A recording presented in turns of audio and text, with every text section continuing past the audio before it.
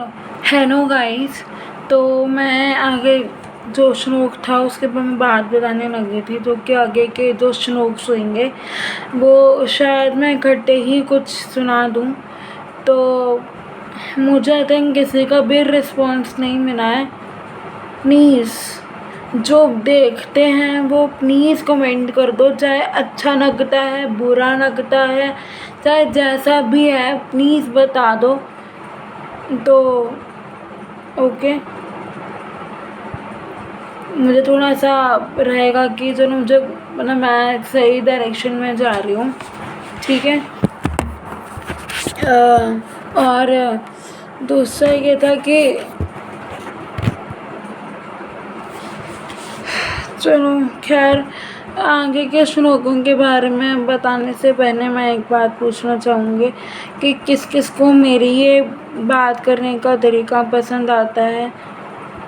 अगर प्लीज़ कोई कमेंट में बताया करो कैसा लगता है, ठीक है। अच्छा, आगे बताते हैं कि ऐसे अन्य अच्छा आगे का जो श्लोक है वो बता रहा हूँ।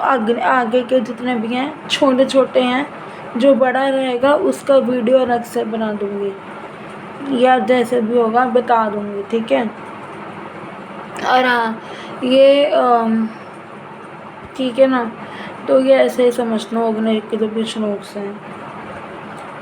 ऐसा अनेक वीर भी हैं जो मेरे लिए अपना जीवन त्याग करने के लिए उदार हैं। वे विविध प्रकारों के हथियारों से सुसज्जित हैं और युद्ध विद्या में निपुण हैं।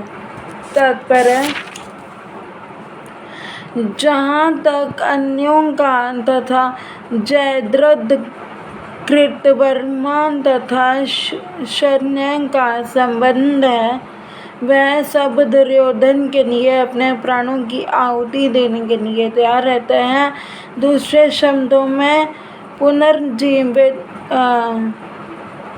पूर्व निश्चित है कि वे सब दुर्योधन के दल में सम्मिलित होने के कारण कुरुक्षेत्र के युद्ध में मारे जाएंगे। निसंदेह अपने मित्रों की संयुक्त शक्ति के कारण दुर्योधन अपनी विजय की प्राप्ति आश्वस्त था। यानी कि यहाँ पर जितने भी आगे के जो श्लोक हैं, ठीक है, तो इस श्लोक में वो यहाँ पर यही बात कर रहे हैं कि जितने भी लोग दुर्योधन के दल में हैं वो सारे के सारे मारे जाएंगे, क्योंकि वो सारे अधर्म के मार्ग पर हैं, ठीक है। इसलिए वो कहता है कि ये सब कुछ सही नहीं है, तो अब उसका उनको परिणाम भोगना होगा। अगला श्लोक है, हमारी शक्ति अपरिमेय है और हम सब पितामह द्वारा भली-भांति सुरक्षित हैं। सुरक्षित मतलब क्या, सुरक्षित की बात कर रहा है, जबकि पांडवों की शक्ति भीम द्वारा भली-भांति सुरक्षित होकर भी सीमित है। तात्पर्य, यहाँ पर दुर्योधन ने तुलनात्मक शक्ति का अनुमान प्राप्त किया है। वह सोचता है कि अत्यंत अनुभवी सेनानायक भीष्म पितामह के द्वारा विशेष रूप से सुरक्षित होने के कारण उसकी सशस्त्र सेनाओं की शक्ति अपरिमेय है। दूसरी ओर पांडवों की सेना सीमित है, क्योंकि उनकी सुरक्षा एक कम अनुभवी नायक भीम द्वारा की जा रही है, जो भीष्म की तुलना में नगण्य है।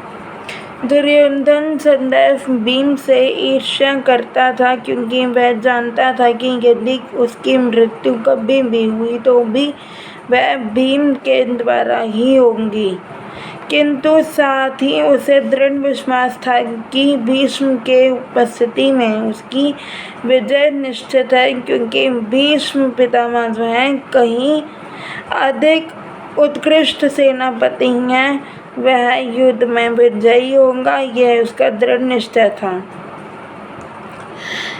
यहाँ पर अगर मैं ना ऐसा करती हूँ, सब देखो यहाँ पर यही बात हो रही है इस श्लोक में भी कि पितामह भीष्म जो हैं वो भी एक अच्छे नायक हैं, तो उसको इस बात का दृढ़ विश्वास है कि उनको कोई हरा नहीं सकता, और उसको सिर्फ दुर्योधन को मार सकता है, तो वो है भीम। ठीक है। और यहाँ पर ये जो सक्षत, यानी कि यहाँ पर पता है क्या बात करी गई है कि क्योंकि उस टाइम पर ना पावर होती थी बल की, बल चाहिए, तो द्वापर युग में ये था, और अभी कलयुग में है बुद्धि। ठीक है।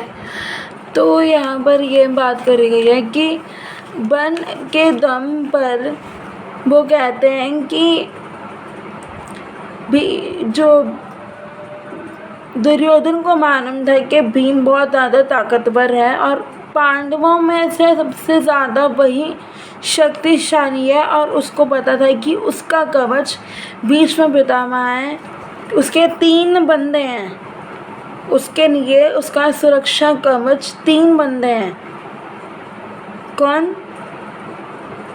पितामह भीष्म, द्रोणाचार्य और कर्ण, ये 3 महारथी ऐसे हैं जिसके दम पर वो पांडवों को हरा देगा, और वो खुद नहीं हार सकता। उसको इस बात का दृढ़ निश्चय था कि भीष्म पितामह के चलते वो ऐसा कभी नहीं कर सकता। इसके बाद वो कहते हैं कि अग्ना जो है वो इसके बाद जो बात आती है अग्नि, वो है कि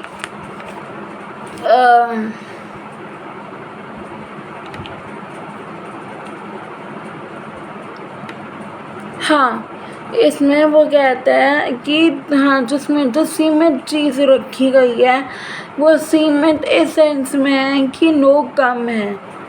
ठीक है। यहाँ पर लोगों की संख्या की बात करी गई है कि पांडवों के दल में लोग कम हैं और उसके दल में लोग ज़्यादा हैं, इसलिए यहाँ पे सुरक्षित रहने की बात की गई है। ठीक है। हमारी शक्ति अपरिमेय, एक सेकेंड,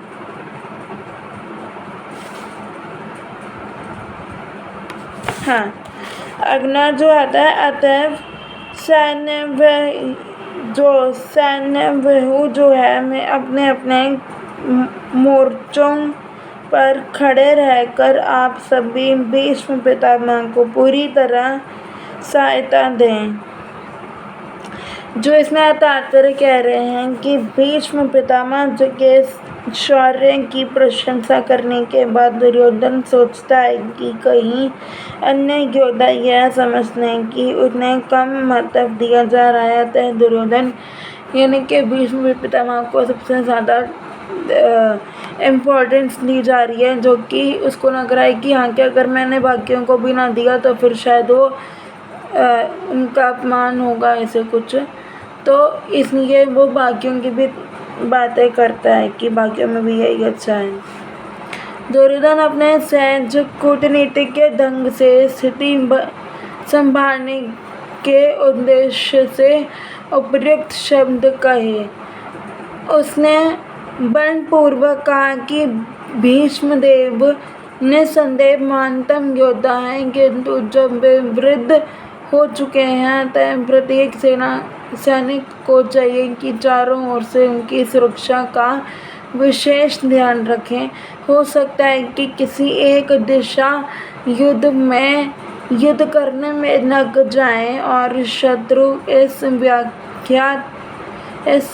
व्यवस्था का लाभ उठाने।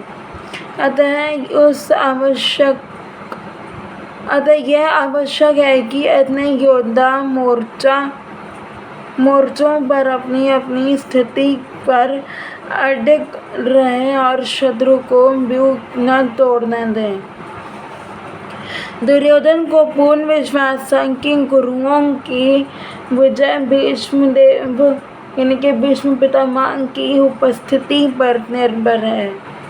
उससे युद्ध में भीष्मदेव तथा द्रोणाचार्य के पूर्ण सहयोग की आशा थी, क्योंकि वह अच्छी तरह जानता था कि इन दोनों ने समय एक शब्द भी नहीं कहा था।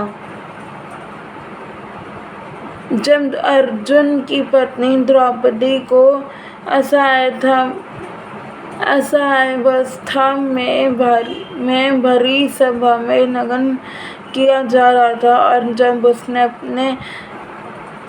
उसने उनसे न्याय की भीख मांगी थी, यह जानते हुए भी कि इन दोनों सेनापतियों के मन में पांडवों के लिए स्नेह था, दुर्योधन को आशा थी कि इस स्नेह की उसी तरह त्याग देंगे जिस तरह उन्होंने ध्रुव क्रीड़ा के अवसर पर किया था। तो अगला जो श्लोक है वो है, जब कुरुवंश के व्यूहबद्ध परम प्राप्ति एवं वृद्ध पितामह ने सिंह गर्जना की सी ध्वनि करने वाले अपने शंख को उच्च स्वर में बजाया, जिससे दुर्योधन को हर्ष हुआ। तात्पर्य, कुरुवंश के वृद्ध पितामह अपने पौत्र दुर्योधन का मनोभाव जान गए और उसके प्रति अपनी स्वाभाविक दयावश उन्होंने उससे प्रसन्न करने के लिए अत्यंत उच्च स्वर में अपना शंख बजाया, जो उनकी सिंह के समान स्थिति के अनुरूप था। अप्रत्यक्ष रूप में शंख के द्वारा प्रतीकात्मक ढंग से उन्होंने अपने हताश पुत्र दुर्योधन को बता दिया कि उन्हें युद्ध में विजय का आशा नहीं है, क्योंकि दूसरे पक्ष में साक्षात भगवान श्री कृष्ण है। फिर भी युद्ध का मार्गदर्शन करना उनका कर्तव्य था और इस संबंध में वे कोई कसर नहीं रखेंगे। ठीक है। अच्छा, इसके बाद ना अब जितने भी हैं उन सब में लगभग स्टोरी ही है। ठीक है, तो मेरे ख्याल से मैं अब स्टोरी ही बताऊंगी, नहीं पढ़ी आगे बता ही दूंगी। ठीक है, बाकी देखते हैं जैसे होता है। ओके, थैंक यू देखने के लिए। Bye bye. और सबको शायद पसंद आया होगा कि क्या था, कैसे था, तो ज़रूर बताना। ठीक है, और प्लीज़ लाइक, शेयर, सब्सक्राइब और कमेंट में ज़रूर बताना कैसा लगा। हर बारी बोलती हूँ, इस बारी भी बोल दूँगी। प्लीज़।